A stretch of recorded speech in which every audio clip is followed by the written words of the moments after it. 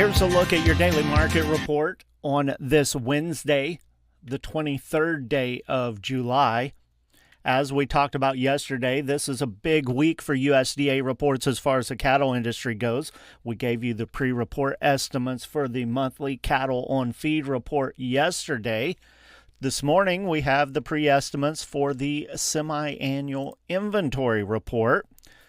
Of course, this July report, we haven't had it for a year, and it's not near as detailed as the January report. We won't actually get any breakdowns of state data, just kind of a glimpse of what's going on nationally. Everyone, of course, looking at those numbers of cows that have calved, as well as those expected to be held for replacements. Looking at those pre-report estimates as far as the beef cows go, don't expect to see much growth according to the estimates of the analysts. They're looking at the beef cow numbers to be somewhere between 2 and 3% below the last July report, which was 2 years ago. Now, milk and dairy heifers, on the other hand, those milk cows and dairy cows, they're actually got their pre-report estimates there as flat with 2 years ago. Not any growth, but not any shrinkage of the herd either. Taking a look at what is going on at the auction barns around the state today, Farmington Regional Stockyards, they had about 200 head on their early listings. Windsor Livestock Auction, they canceled completely because of the heat. Springfield Livestock Marketing Center, they're almost already done for the day. Going to have a few less than 500 head there. An off week for Green City. They weren't scheduled to have a sale this week. South Central Regional Stockyards in Vienna, they're having a sale there. No early listings, but if it follows the trend of all the other auction barns this week, I would expect those receipts to be light as well. On Tuesday, SEMO livestock sales in Jackson, 310 head. The steers and heifers there sold $2 to $12 higher on a very light test.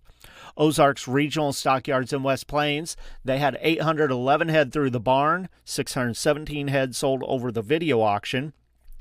Yearlings sold $2 to $4 higher, the calves $3 to $9 higher. Interstate Regional Stockyards in Cuba, they didn't hold a sale yesterday because of the heat.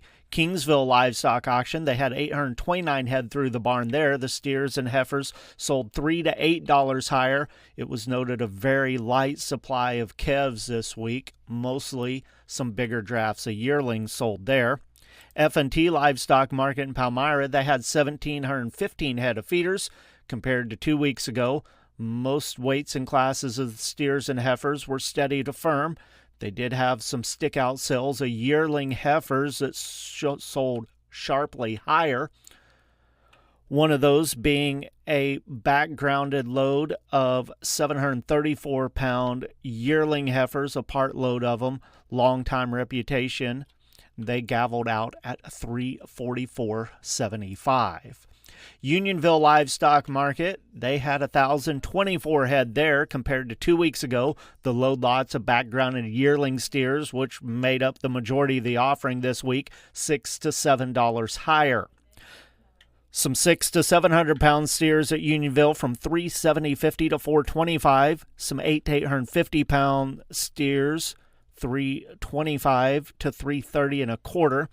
A part load of 1,000 10-pound steers at $296. Box beef cutout values this morning. Choice down $3.07 at $369.43. Select up 11 cents at $348.05.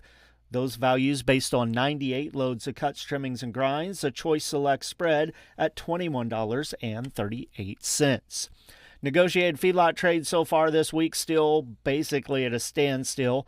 Just over 900 heads scattered around. Most of those have been outside the central feeding region. Texas, Kansas, and Nebraska not moved a single hoof so far this week. Iowa's had just a few sales, about 150 head.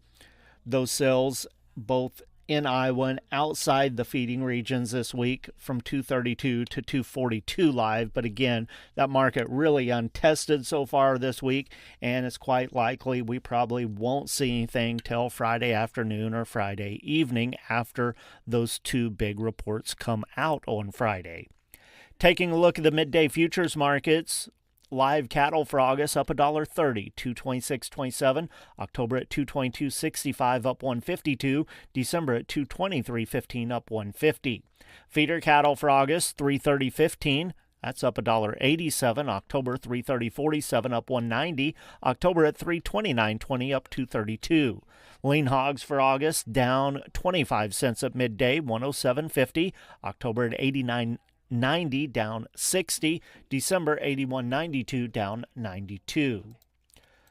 Taking a look at the grain markets at midday, corn contracts fractionally lower. September 398 and 3/4, December 417 and 3/4, March at 435 and 1/4. Soybeans are 4 to 4 3/4 cent higher at midday. August at 10.15, September 10.12 and 3/4, November new crop beans at 10.30. Wheat contracts 6 to 7 lower. September 5.42 and a half, December 5.63, March at 5.81 and 1/4.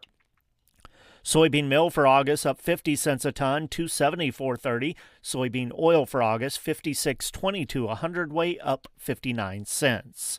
With the Missouri Department of Agriculture, that's your daily market report for Wednesday. This is Tony Hancock.